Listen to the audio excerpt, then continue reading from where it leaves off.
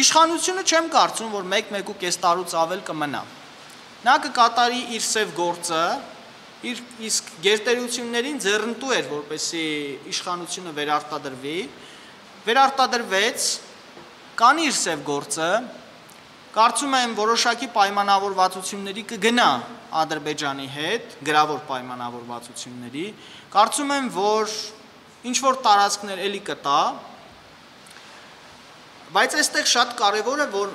նախ քաղաքական ընդդիմությունը թույլ չտա, որ դա սահմանադրական ճանապարհով իրագործվի։ Օրինակ, խորհրդարանը չպիտի վավերացնի որևէ փաստաթուղթ, որը վարչապետը ստորագրելու է, դա պիտի բոյկոտվի սահմանադրական դատարանով, ցանկացած բոլոր միջոցներով եւ փողոցով։ Մարդկանց մեջ պետք է ներարկել, մարդկանց պետք է բացատրել, հասկացնել տարբեր միջոցներով, որ սա քաղաքական խաղ չի, սա քաղաքական խնդիր չի, սա պետության լինել չլինելու հարց է։ Իսկ հավատացեք, ես շատ լավատես եմ մեր ազգի առումով, որովհետև այդ նույն մարդիկ էին, որ 16 թվին դուրս եկան պատերազմի, այդ նույն մարդիկ էին, որ 2020 թվին էլ գնացին պատերազմի, այդ ոնց եղավ, գնացին իրենք կռվեցին, բայց հետո ասում են դե լավ, ամեն ինչ տանք։ Չէ, ուղղակի ընդամենը մարդկանց մոլորեցնելու տեխնոլոգիա է կիրառվում, որը հնարավոր է, կրկնում եմ, հնարավոր է ջարդել։ Ինչ վերաբերում է ձեր ասած գործարքին, ես ինքս փաստեր ունեմ։ 2019 թվականին ես հրավիրված էի, ուրեմն իմ քայլը հանուն Գեղարքունիքի մարզի ֆորումին, որպես մոդերատոր։ Ինձ հետ էր նաև հրեա բլոգեր Ալեքսանդր Լապշինը։ Ընդմիջման ժամանակ եկան ԱԱՑ-ից, ասացին, որ պարոն վարչապետն ուզում է քեզ հետ զրուցել։ Ես գիտեի մոտավորապես ինչ զրույց պիտի լիներ, որովհետև մենք 2006 թվականից մեղմ ասած իրար շատ ենք սիրում։ Պարբերաբար մենք վիճել ենք, փոխադարձ վիրավորանք, նա սիրում էր ինձ ասել անուղեղ հայրենասեր, ես էլ իրեն ասում էի դու էլ անհայրենիք տականք ես։ Երկուսս էլ լրագրող էինք, այսինքն նույն հարթության վրա էինք։ Իսկ ինչու է ես նրան ասում անհայրենիք տականք կամ ինչու էր նա ինձ ասում անուղեղ հայրենասեր, որովհետև մի քննարկման ժամանակ 2006 թվականին ամսաթիվը չեմ հիշում, հոկտեմբեր ամիսն էր, Ադրբեջանից եւ Թուրքիայից լրագրողներ էին եկել։ Ադրբեջանից այստեղ էր եկել ադրբեջանցի լրագրող Էլմիր Միրզոևը, Ավազ Հասանովը, Թուրքիայից Նուրսուն Էրելը եւ այդ քննարկման ժամանակ, երբ մենք գնացինք գաղափարական բախումների, ես նշում էի, որ ոչ մի դեպքում Արցախից 1 սանտիմետր մենք չենք տա։ Սրանք ասում էին, դե մենք հզոր ենք եւ այլն, ասում եմ, խնդրեմ, հզորեք, պատերազմը սկսեք։ Ավազ Հասանովը ասաց, գիտես, խոստովանեց, ասաց, ոչ մի ադրբեջանցի չի գա ձեր Ղարաբաղի համար կռվելու։ Եթե չունենա վստահություն, որ հաղթելու է։ Այդ պահին Նիկոլ Փաշինյանն ասաց, բայց դուք երբ պետք է հասկանաք, որ Ղարաբաղը մեր համար գլխացավանք է։ Ու ինչքան շուտ պրծնենք այդ գլխացավանքից, այնքան լավ։ Ես իրեն ասացի կներես, քո գլուխը որ ցավում է, դու գլուխդ կտրում ես։ Ասաց, Յանիմ ինչ ես ասում որ։ Ասում եմ, Յանիմ այն, երբ որ մարդու գլուխը ցավում է, գլխացավի դեղ է խմում եւ գլխացավը անցկացնում է։ Հիմա եթե Արցախյան հակամարտությունը մեզ համար գլխացավանք է, ոչ թե գլխից պետք է ազատվել, այլ հակամարտությունից պիտի ազատվել։ Իսկ ինչ պիտի անել, բանակը հզորացնել ավելի շատ, միջազգային հարաբերություններում հզորանալ, մենք ունեինք վատ դիվանագիտություն, դիվանագիտությունը հզորացնել, այսինքն գլխացավից ազատվել։ Նա ինձ ասաց դու անուղեղ հայրենասեր ես, դու չես հասկանում եւ այլն, ինչ Ղարաբաղի ինչ պահել ենք, որ ինչ անենք։ Քանի անգամ ես գնացել Ղարաբաղ, ասում եմ 1 անգամ։ Իրականում 2006 թվականի դրությամբ 1 անգամ էի եղել Արցախում։ Ես էլ այդ ժամանակ 21 տարեկան երիտասարդ ամոթ էր, որ 1 անգամ էի եղել, բայց 1 անգամ էի եղել։ Այ տեսնում ես 1 անգամ ես եղել այնտեղ եւ այլն, ինչ ես անում, ոչ մշակում ես Արցախը, ոչ ես անում, ոչ ես անում, տանք, որ տանք, մենք Ադրբեջանով դուրս կգանք դեպի Միջին Ասիա, Նախիջևանով դուրս կգանք դեպի Իրան, Թուրքիայով սահմանը կբացվի դուրս կգանք դեպի Եվրոպա եւ այլն։ Ու այդ վիճաբանության ժամանակ, երբ ասած դու անուղեղ հայրենասեր ես, ասի դու էլ անհայրենիք տականք ես, եթե այդպես ես մտածում։ Նույն խոսակցությունը 2006 թվականին եղավ, հետո իհարկե ես վերջերս բաներ անում, ասում էր, այդպիսի բան չի եղել, ես չեմ հիշում եւ այլն, բայց դա սովորություն է, ինչ որ ինքը իրեն ձեռնտու չի, ասում է, ես չեմ հիշում։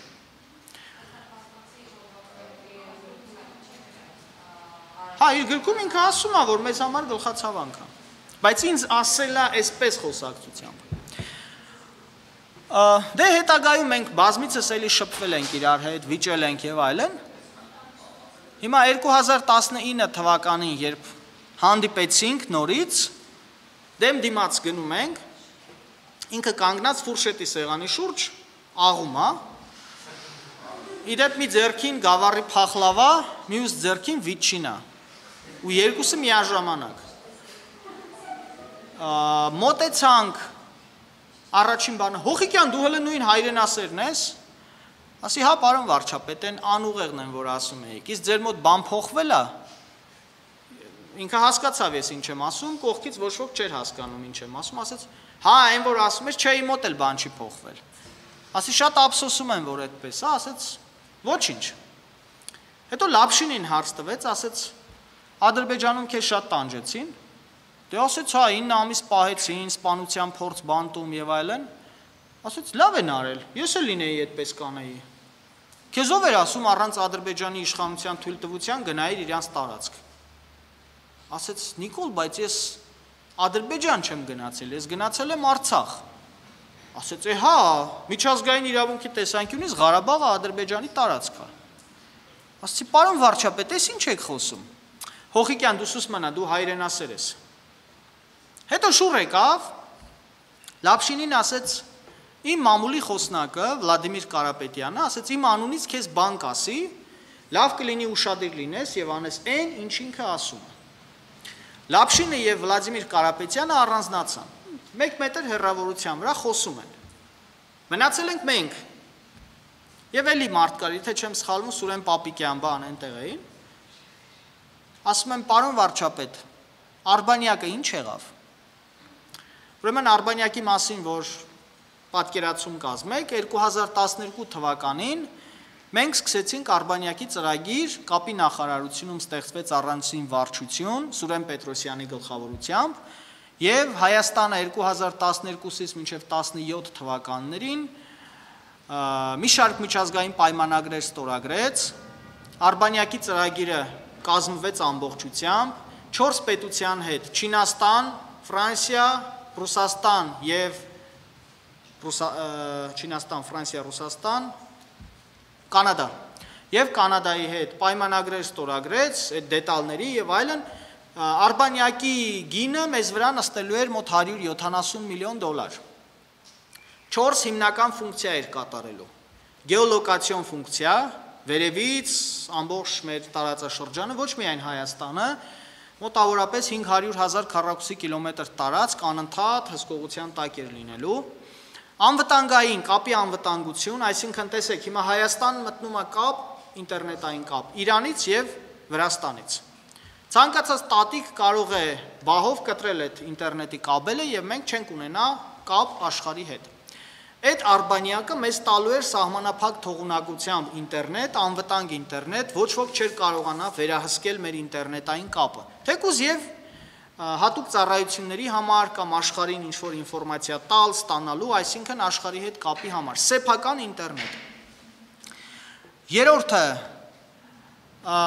հետախուզական խնդիրներն էր, այսինքն այդ Արբանյակը օրական լուսանկարելու էր մոտ 6 միլիոն լուսանկար եւ մոտ 500,000 քառակուսի կիլոմետր տարածքում եւ դրանով մենք նաեւ կարողանալու էինք այդ հետախուզական ծառայություններով հանդերձ ներքևում որոշակի, հա, չորրորդը ամենակարևորներից մեկը հեռուստատեսային կապ, այսինքն թվային հեռուստատեսություն։ $170 միլիոն ծախսելով Հայաստանը 10 տարի հետո ստանալու էր $600 միլիոն շահույթ։ Այսինքն, եթե կստացվի մոտ 430 միլիոն $, 10 տարվա ընթացքում Հայաստանը աշխատելու էր դրանից, եւ ծախսներ հանելու, եւ փողեր աշխատելու։ Եվ իհարկե այդ ԱԹՍ-ների հետ կապված ինչ էր անելու 35000 մետր բարձրության վրա էր լինելու արբանյակը, խոսքը գեոլոկացիոն արբանյակի մասին է, որը 35000 մետր բարձրության վրա, իսկ օրինակ սովորական բայրակթարը գիտեք 7900 մետր է, 7.9 կիլոմետր, իսկ այդ արբանյակը 35 կիլոմետր բարձրության վրա, եւ պատկերացրեք, եթե սա բայրակթարն է, այն ժամանակ իհարկե բայրակթար չկար, բայց այն ԱԹՍ-ները, որոնք կային, գոնե մեր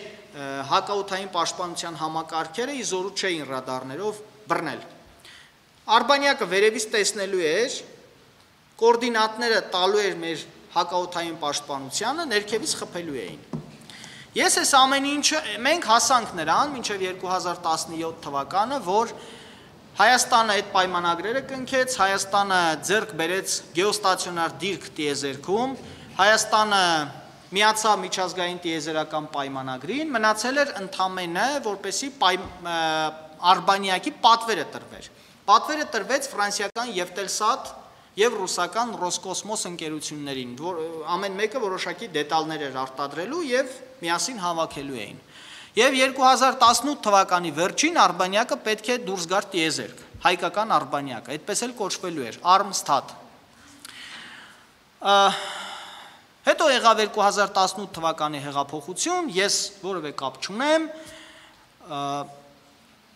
այսինքն այլևս իշխանությունների հետ կապ չունեմ։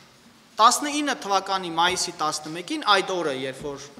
այս մարդու հետ հանդիպման ենք, ասում եմ, պարոն վարչապետ, ինչ եղավ արբանյակը։ Ասում եմ, ինչ արբանյակ։ Ասում եմ, այդ արբանյակը պատմեցի, ասում եմ, հա այն խաղալիքը, ես ասում եմ, cancel եմ արել այդ ծրագիրը։ Ասում եմ, ոնց։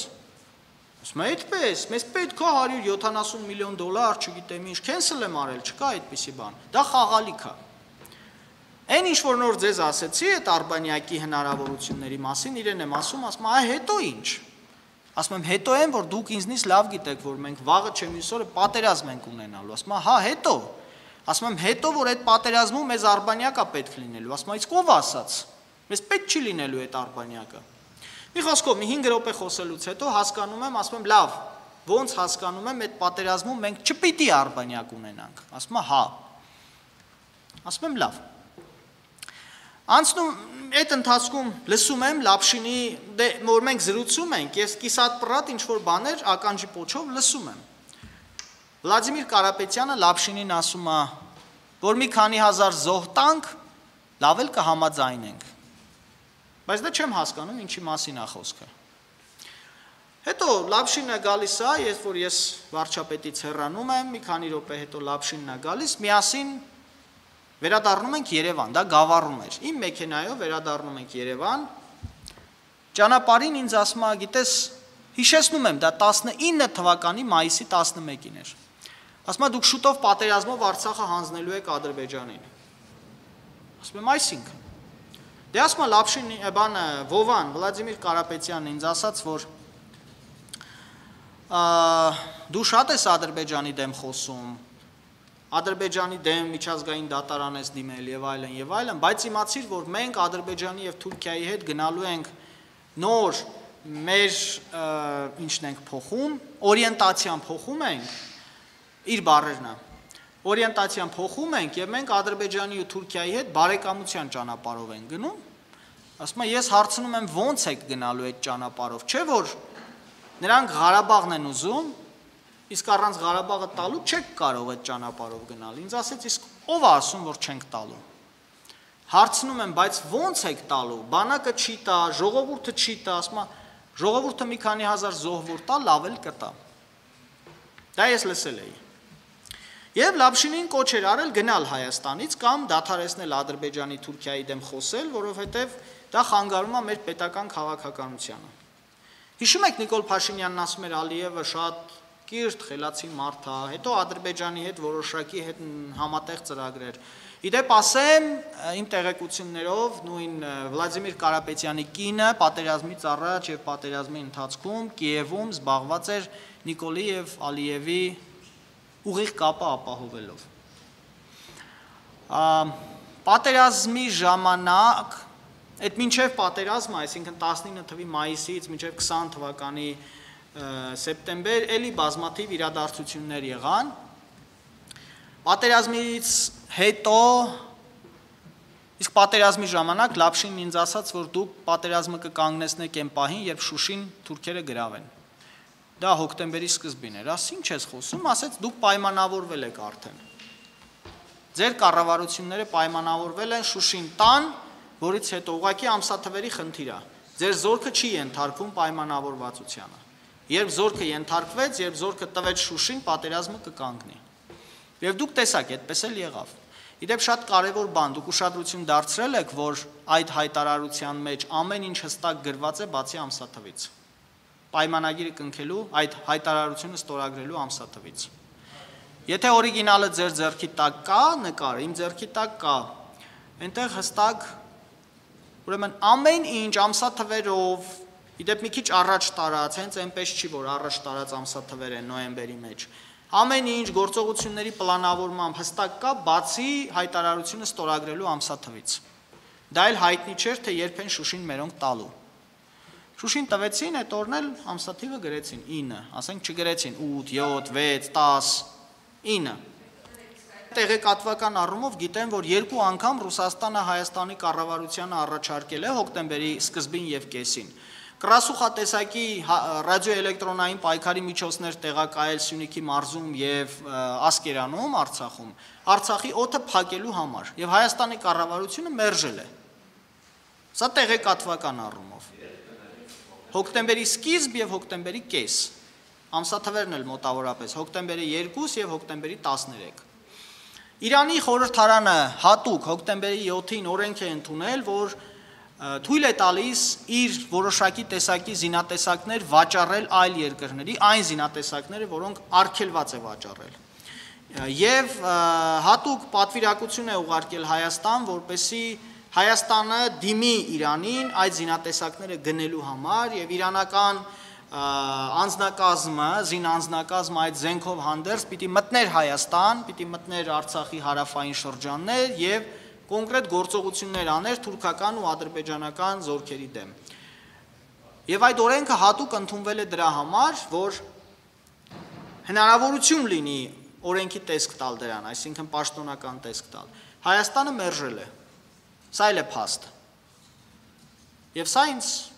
իրանցի գործընկերներն են, պաշտոնյաներն են հստակ ասել փաստաթղթերով։ Այսինքն գոնե փաստ ունենք, որ Իրանի եւ Ռուսաստանի կողմից եղել են առաջարկներ։ Նոյեմբերի 11-ին Ալեքսանդր Լապշինը ինձ հիշեցնում է այդ ամեն ինչը։ Ասում է, հիշում ես, որ այսպիսի բան եղավ։ Ահա։ Չգիտեմ, այստեղից կլսվի, թե չէ։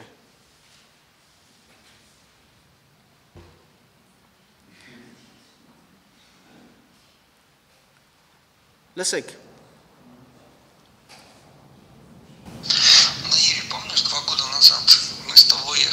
Гевара в Ереван, ну, там, где я встречался на экономическом форуме с Николом. И помнишь, я тебе рассказал, что Никол мне сказал такую вещь, точнее, это не Никол сказал Владимир Карапетян,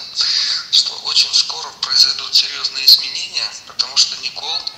ориентируется на сближение с Азербайджаном и Турцией и на решение карабахского вопроса. Поэтому он мне сказал, вот ты очень не любишь Азербайджан, ты плохо про них пишешь, но ты должен быть готов, что скоро ситуация изменится. Ну, я же тебе это рассказывал. Вот, к сожалению, ситуация изменилась, но от этого совсем не радостно. Սա բազմաթիվ փաստերից մեկն է։